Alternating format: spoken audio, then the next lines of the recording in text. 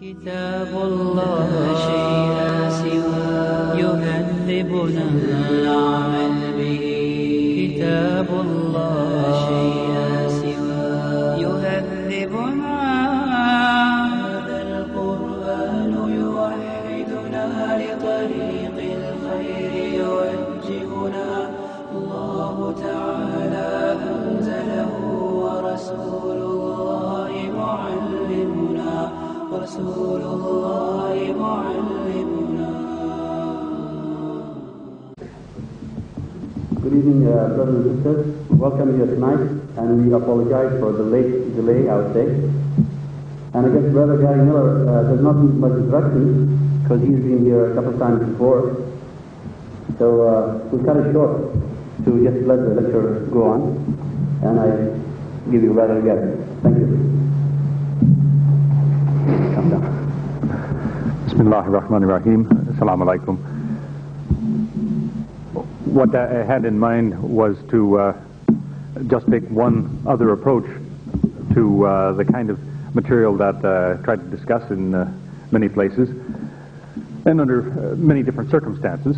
And one way of presenting Islam is to present it, and we're following the example of set up in the Quran, to present it as though it was a legal case, that is to establish Islam as though we were both in the position of being under prosecution, so we defend ourselves, and to prosecute our case.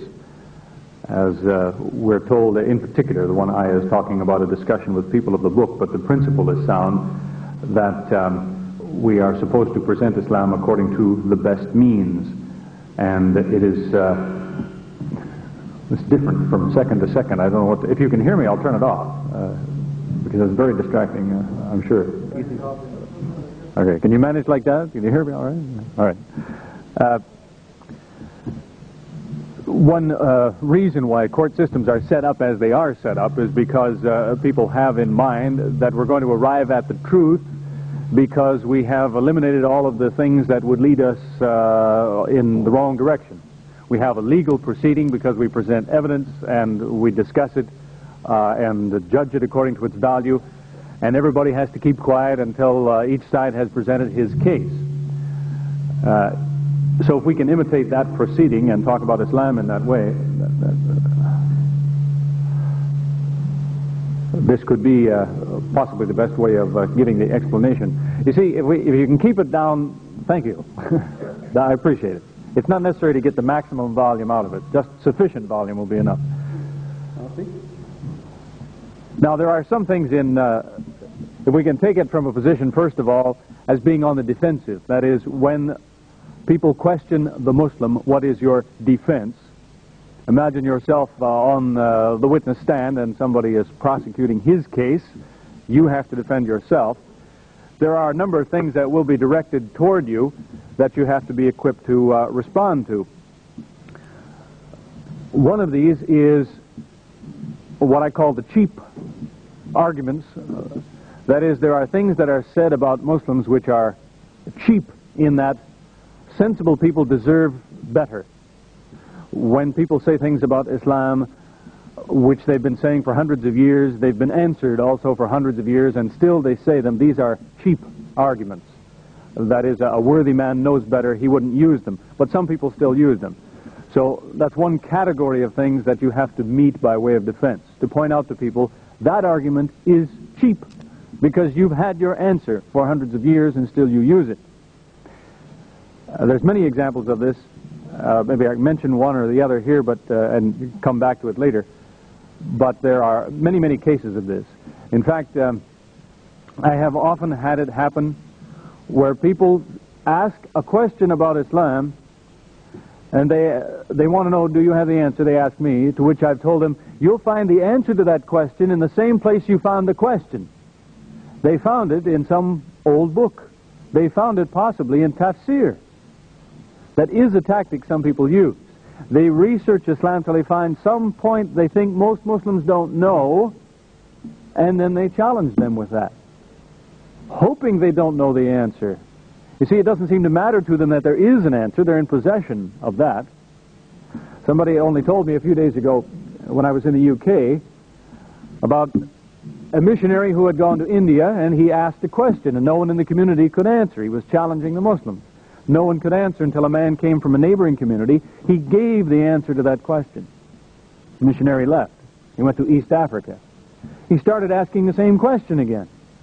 The Muslims there didn't know the answer. They started writing letters, and as it happened, a letter, they were asking people about this matter, a letter found its way back to this village where the missionary had been before.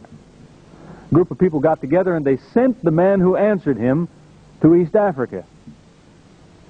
He approached the man then one day when he was offering this challenge to the Muslims, and as soon as the missionary recognized him, that was the end of the discussion, he left that country. So you see, there are people who don't care if you have the answer. What they care about is causing a problem. That's what I mean by cheap arguments. An example of that is, as recently as last November, when somebody handed in a question to me. As it happens, he's a Copt from Sudan who is paid by a missionary group, the Fellowship of Faith in Toronto, to come and cause problems. He suggested that in the Quran, Maryam, the mother of Isa, is confused with Miriam, the sister of Harun, because the Bible tells us Harun, Musa, and Miriam were a family, brothers and a sister.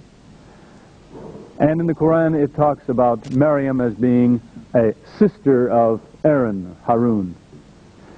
That's an argument that's 14 centuries old. Muslims have pointed out for 14 centuries that there's many explanations for this, one of which is that when you use the expression in Arabic, you can be talking about someone as part of a family, not literally a sister, anyone who comes from that family line. Well, that's been said for many centuries, but people would still insist, some do, they say, no, it's literal. Somebody made a mistake. You mixed up two people that lived hundreds of years apart, Maryam and Miriam. Well, if they were really honest about that kind of thing, they'd have to face what they have on their own hands. In the Bible, Luke chapter 1, verse 5, it talks about the mother of Yahya, Elizabeth, and it says she was a daughter of Aaron. If you point that out to the missionary, he'll tell you, no, when we say daughter, we mean a member of the family. We don't mean really a daughter. But when you say sister, you mean really a sister. That's what I mean by a cheap argument. It doesn't matter that that has been replied to satisfactorily for hundreds of years. It keeps showing up in books. So some people don't care of the accuracy of things. They have a case that they're after. There are another type of thing that you may be prosecuted with. There are poorly thought out arguments. That is, they are things people say, but they haven't thought about the finish of what they have started. That is, for an example, of people who have often said to me, the problem with you Muslims is you don't know God. To which I always have to ask them, well, what do you mean, know God? You know God? How do you know Him? To which they will say, well, once God became a man, that's how we know Him. He walked among us. So I always ask them, did you meet Him? And tell you no, but we have a book that reports everything He said and did, so we know Him. To which I have always pointed out, well, I've read the same book several times. If this is God, I know Him as well as you. I've read the same words you read. No. I don't mean I know God, I mean I know God. It becomes something He can't tell me now. When you ask Him, what do you mean you know Him? He tells you that's the knowledge. He'll quote you a verse from one of Paul's letters that says, this is the knowledge that surpasses all understanding. So I can't even put it into words for you. I mean, I know God. It's not know like the dictionary says know, like I met Him or I read about Him. I know Him in here. I can't tell you about it.